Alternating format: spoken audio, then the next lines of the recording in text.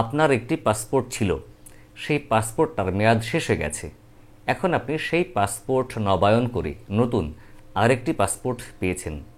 এখন পুরাতন পাসপোর্টটি কি করবেন? আজকে এই বিষয়টি নিয়ে বিস্তারিত তুলে ধরব।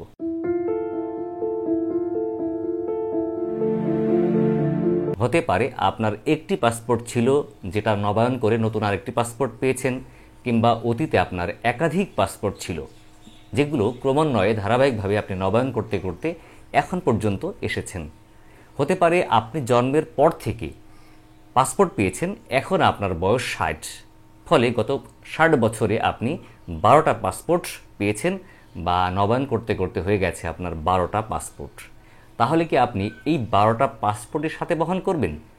এই ধরনের প্রশ্ন আমাদের যারা দর্শক আছেন বা যারা পাসপোর্ট হোল্ডার আছে সবার মধ্যেই ঘুরপাক খায়। বিষয়টা হলো এই যে আপনি যতগুলো পাসপোর্ট সাথে বহন করতে পারবেন ততগুলোই বহন করবেন, বা যতগুলো পাসপোর্ট বহন করা সহনীয় মনে হয় বা দেখতে ভালো লাগে বা ক্যারি করা সহজ হয় ততগুলো পাসপোর্ট বহন করবেন। অন্যদিকে প্রিভিয়াস পাসপোর্টে কি কি ভিসার সিল আছে, কোন কোন দেশের ভিসা আছে, কতবার আপনি কোন দেশ ভ্রমণ করেছেন, এই তথ্যগুলো কিন্তু খুব গুরুত্বপূর্ণ। ধরেন বাংলাদেশের নাগরিকদের জন্য অধিকাংশ ইউরোপ আমেরিকার দেশগুলো একদম ফ্রেশ পাসপোর্টে ভিসা দিতে চায় না।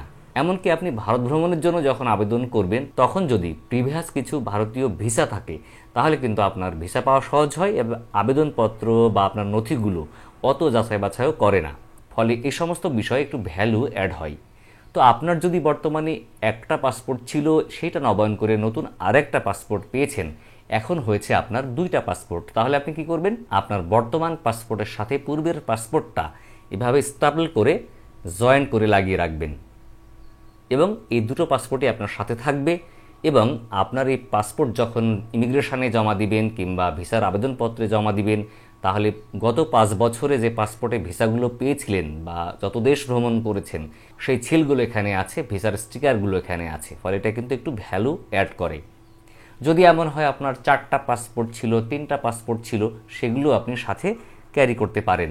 যেমন 4টা পাসপোর্ট যদি সাথে যুক্ত করা হয় তাহলে এই ধরনের একটা পাসপোর্ট বই দৃশ্যমান হবে বা এই ধরনের ওয়েট হবে। তো এখানে মোট 4টা পাসপোর্ট সংযুক্ত করা আছে। এই পাসপোর্টগুলি কিন্তু 5 বছর মেয়াদি এবং 48 পৃষ্ঠার, ফলে খুব বেশি ভারী হয়নি, ওয়েট হয়নি বা বড় হয়নি। আবার যদি এমন হয় এগুলো 64 পৃষ্ঠার তাহলে একটু মোটা মোটা হবে।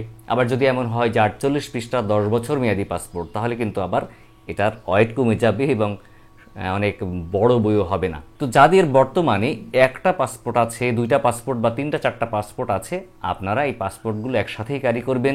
কোনো দেশের ভিসার আবেদন করার সময় আবেদনপত্রের সাথে সবগুলো পাসপোর্ট একসাথে জমা দিবেন। আবার যদি এমন হয় যে বললাম আপনার 60 বছর বয়স হয়ে গেছে, আপনার ইতিমধ্যেই প্রায় 12টা পাসপোর্ট পেয়েছেন, তো 12টা পাসপোর্টে কিন্তু আপনার সাথে ক্যারি করা কঠিন, সম্ভব না, হয় না। সেক্ষেত্রে আপনি যেটা করবেন, আপনার যে সমস্ত পাসপোর্টে আপনি ওই উল্লেখিত দেশগুলো ভ্রমণ করেছিলেন বা যে সমস্ত পাসপোর্টে আপনি এমন এমন দেশ ভ্রমণ করেছেন যেগুলো আপনার পাসপোর্টের ভ্যালু অ্যাড করে, ওই পাসপোর্টগুলো আপনি সাথে রাখবেন।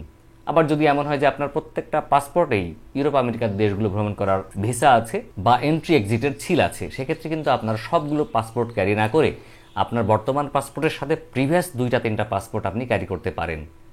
যেহেতু আপনার আগের পাসপোর্টে বর্তমান পাসপোর্টে একই ধরনের স্টিকার আছে, সিল আছে, তাহলে আর আপনার প্রিভিয়াস পাসপোর্টগুলো সংরক্ষণ না করলেও হবে।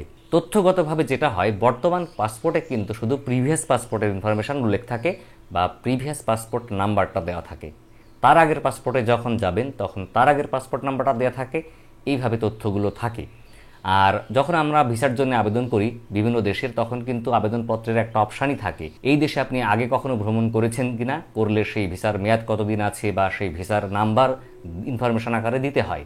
তো ফলে দেখা যাচ্ছে যে আপনি আমেরিকায় যাচ্ছেন, ওই ভিসার আবেদনে যদি এরকম হয় যে প্রিভিয়াস পাসপোর্টে প্রিভিয়াসলি আপনি আমেরিকা ভ্রমণ করেছেন কিনা এবং সেই ভিসার নাম্বার যদি দিতে হয়, এবং দেখা যাচ্ছে আপনি আমেরিকা ভ্রমণ করেছিলেন 15 বছর আগে, ওই সময় যে পাসপোর্টটা ছিল সেটাতে আপনার স্টিকার ভিসা আছে এবং এন্ট্রি এক্সিটের সিল আছে, ফলে তখন কিন্তু আপনার স্বাভাবিকভাবেই আবেদনপত্রের সাথে ওই পাসপোর্টটা সংযুক্ত করতেই হবে।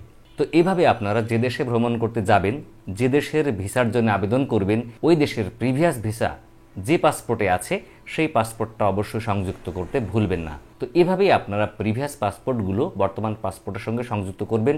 আবার খেয়াল রাখবেন যে আপনি এখন নতুন একটি পাসপোর্ট পেয়ে গেছেন, আপনার এটাই ভ্যালিড পাসপোর্ট, পূর্বের পাসপোর্টগুলো আর কাজে লাগবে না মনে করে কখনোই প্রিভিয়াস পাসপোর্টগুলো ডিস্ট্রয় করবেন না, নষ্ট করবেন না, অবহেলাও করবেন না, সবগুলো সযতনে রেখে দিবেন। কারণ আমি জানি না কখন কোন পাসপোর্টটা আমার কাজে লাগবে বা কখন কোন দেশে আমার যাওয়া লাগতে পারে।